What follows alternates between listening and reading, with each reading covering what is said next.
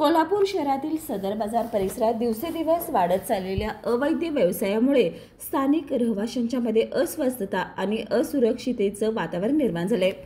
या संदर्भात शहर संघटक विजय हेगडे यांनी पोलीस अधीक्षक कोल्हापूर जिल्हा यांना एक निवेदन दिले।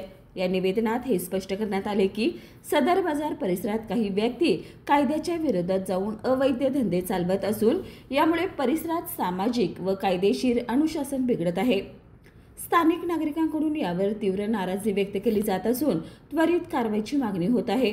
विजय हेगडे यांनी आपल्या निवेदनात पोलीस प्रशासनाने तात्काळ लक्ष घालून संबंधित ठिकाणी कारवाई करावी आणि हे व्यवसाय कायमस्वरूपी बंद करण्यात यावेत अशी मागणी केली आहे। कोल्हापूरसारख्या शांत आणि संस्कारी शहरात अशा अनाधिकृत कृत्यांना जागा देणं धोकादायक आहे। यामुळे केवळ कायदा सुव्यवस्थेचा प्रश्न निर्माण होतोच, पण तरुण पिढीवरही विपरीत परिणाम होतो, असं मत विजय हेगडे यांनी व्यक्त केलं। या विषयावर पोलीस प्रशासन काय पावले उचलते याकडे आता संपूर्ण शहराचं लक्ष लागलंय।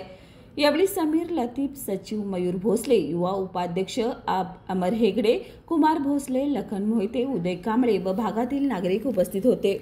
नमस्कार, मी विजय हेगडे, आम आदमी पार्टी शहर संघटक। आज आपण पोलीस निरीक्षक यांना निवेदन देण्यासाठी आज आलेलो होतो।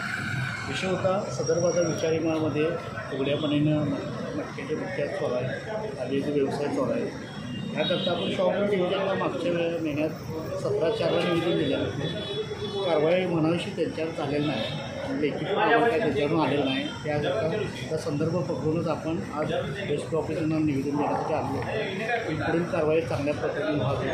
अवैध व्यवसाय जे चालू आहे, कायद्याला धरून जी व्यवसाय नाही ते व्यवसाय कुठंतर मोडीत काढण्यात यावे आणि कुठंतर पोलीस प्रशासनाची ह्या अवैध व्यवसायांच्या मटकेदारी जे आहेत त्यांच्यावर कुठंतर भीती राहावी, ह्याकरता योग्य ते त्यांच्यावर शासन होणं गरजेचं आहे, कारवाई होणं गरजेचं आहे। तर आज आपल्याला आश्वासन दिलेलंच आहे आणि की एवढ्या लवकर होत्या तेवढी आपण कारवाई करून ते कायमचं कसं बंद करता येईल त्याच्यावर आपण प्रयत्न करूया, त्यांच्यानं आम्हाला आश्वासन दिलेलं आहे।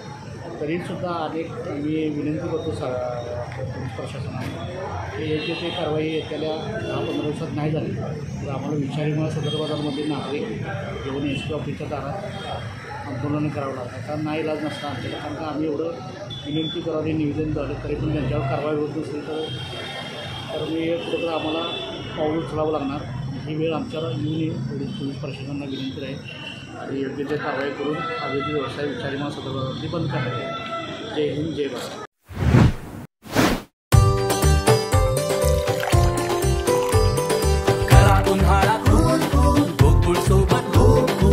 गोकुळ सोबत गो कूल।